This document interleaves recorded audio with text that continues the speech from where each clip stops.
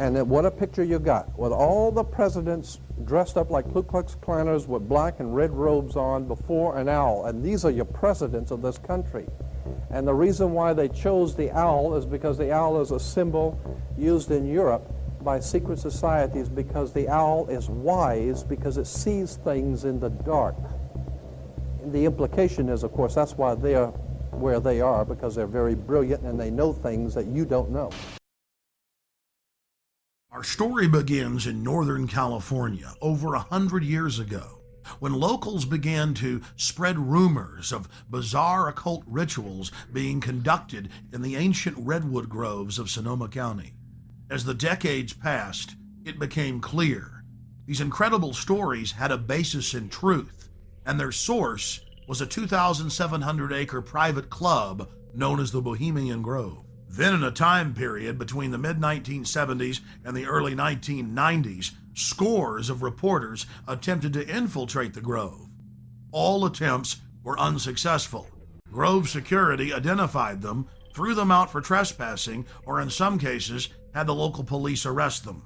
To many, it seemed the Grove's secrets would never become public. All of that changed on July 15th, 2000, when we ripped aside the veil of secrecy and were successfully able to penetrate the Bohemian Grove on their high holy day and videotape the cremation of care ritual.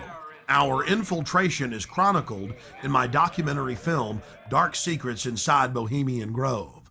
As the news spread across the planet that the Bohemian Grove had been blown wide open and that their secrets were public, the people were amazed. They were amazed to learn that many U.S. presidents and British prime ministers, German chancellors, the Hollywood elite, the heads of business and academia, Federal Reserve chairmen were traveling to the Grove each year, and that presidents had been going there since the turn of the last century in 1900. They were shocked by each new revelation of ritualistic depravity.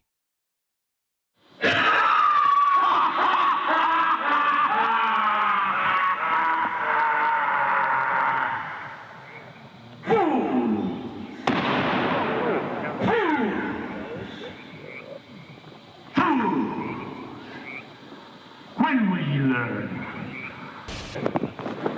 Wow. Great son of all mortal wisdom, Owl of Bohemia, we beseech thee, grant us thy counsel.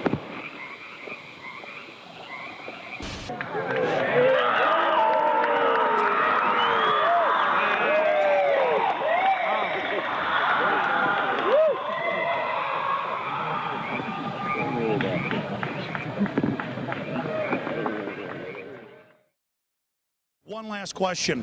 I read a Washington Times article many years ago where you had a comment about the organization, and then now it's been in the Wall Street Journal, it's been in a lot of different newspapers, and that's the Bohemian Grove. And back in, 1996, when you joined as a Clinton advisor, the Republicans were criticizing you, oh, what about Bohemian Grove? And then you countered them by saying, hey, I don't run around in the woods naked. What did that mean?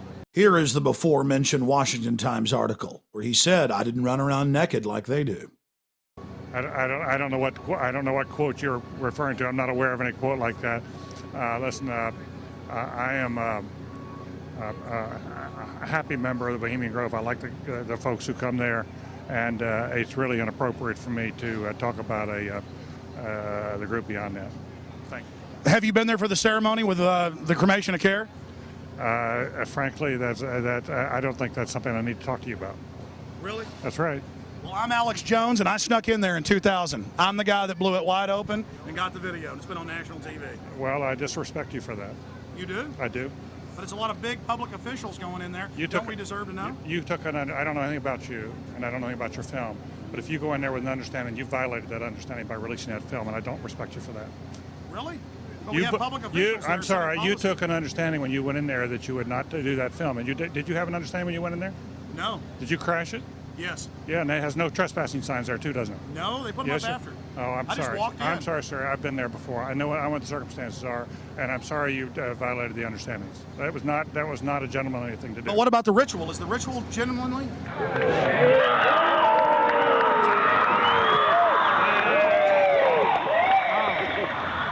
Sir, everything I don't owe you this comment. I know, I appreciate it. This is what's called ambush journalism, and I disrespect you for that as well. So thank Have you, you ever and goodbye. been in the ritual? It's none of your damn business. Oh, That's right. Listen. You go around and make understandings with people and violate them. You ambush people on the streets, and that's inappropriate form of journalism. If you wish to practice that, that's fine, but don't ask others to respect you for it. If you want to, you can do. You're a free American, like anything you want. If you want to be uncivil and rude and ungentlemanly, that's up to you. But don't expect the rest you of guys us are to say, setting "Oh well, policy you're in there, one." Mr. Gergen. I'm sorry, nobody sets policy in there. We try to be gentlemen, and obviously, you don't belong there. Weaving spiders come out here? Yeah, that is a three-pointer. Woo! Look how strangely he behaved when we brought it up. Why is he acting so secretive? And why did he get so angry when he discovered that we'd snuck in? You see, they take it very, very seriously. This is one of the hallmarks of the occult and secret societies. The word occult means secret. Secrecy is part of their religion. They revel in it. And when it's violated, they become extremely angry.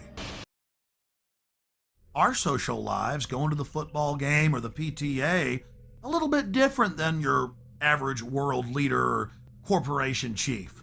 No, in their spare time, they worship Moloch and do mock human sacrifices. We just need to get used to that and accept them as our leaders. Think about it. If your neighbor was engaging in mock human sacrifices to Moloch, the demon idol that was worshipped all over the Mediterranean and the Middle East, would you let that neighbor walk your dog or house sit, or how about babysit your children, or be in control of the nuclear launch codes? Well, let me give you a revelation. They are in control of the national deficit, of Congress, of your bank account, of your local police department, and they see you as cattle, as their slaves.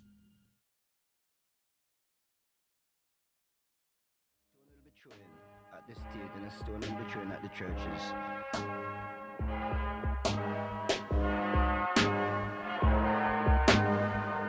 Just witnessed some kind of secondary follow-up explosion. 10 o'clock Eastern Time this morning, just collapsing on itself.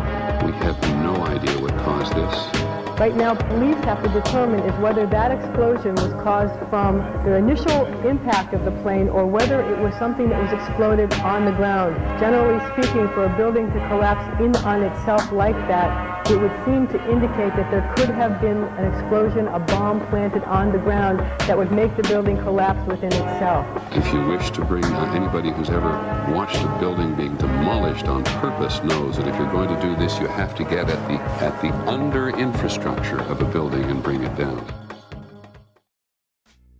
The Twin Towers were composed of 200,000 tons of steel, 425,000 cubic yards of concrete, 103 elevators, 43,600 windows, 60,000 tons of cooling equipment, and a 360-foot television antenna. The core of each tower was 87 by 133 feet, comprised of 47 box columns 36 by 16 inches thick. Were the Twin Towers brought down as a result of the airplanes that struck them and the fires that followed, or were they brought down in a controlled demolition? Where would people get an idea like that? Pancake theory, according to which the fires, while not melting the steel, heated it up sufficiently to cause the floors weakened by the airplane strikes to break loose from the steel columns, and this started a chain reaction. So you would expect then from that theory, which is the official theory, to see a whole stack of floors piled up on top of each other and then a spindle of core columns standing too. The core of each of the Twin Towers consisted of 47 massive steel columns. If the floors had broken loose from them, these columns would have still been sticking up into the air 1,000 feet. The plane did not cut all those core columns. We designed the buildings to take the impact of the Boeing 707 hitting the building at any location. The building probably could sustain multiple impacts of jetliners. That the plane flew straight into the building. Through him, right. So you're saying that the building was actually designed to cope with a hole like that and still survive? Yeah, it was. If you had dropped, say, a billiard ball from the top of the World Trade Center, 110 floors up there, it would have taken 8 to 10 seconds to hit the ground, encountering no resistance whatsoever. The Twin Towers came down in nearly free fall speed. 200,000 tons of steel shatters and explodes outwards over 500 feet. This means that floors shattered at an average rate of about 10 floors per second. There is no scenario for a pancake effect of buildings falling that allows them to fall at the rate of free fall. Now what can do that? What can move mass out of the way? Explosives.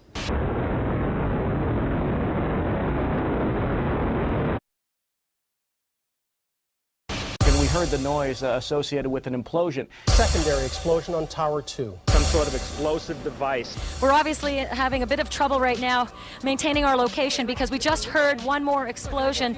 There was another major explosion. Do you know anything about those extra explosions we heard? No, I do not. Were they car bombs? I have no idea, ma'am. The street shook, and I heard like an explosion. Do you know if it was an explosion or if it was a building collapse? To me, it sounded like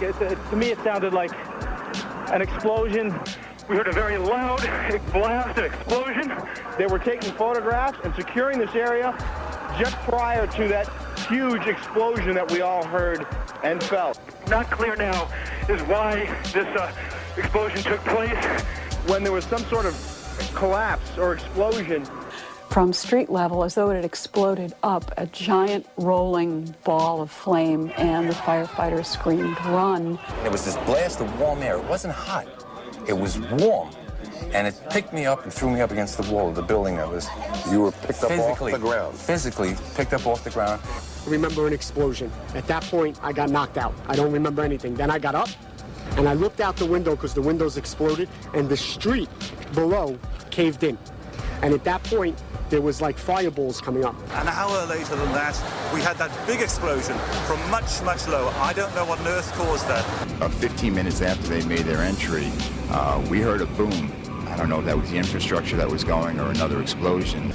Again, there has been a second explosion. John, just seconds ago there was a huge explosion, and it appears right now the second World Trade Tower has just collapsed. All of a sudden I heard rumbling, and we all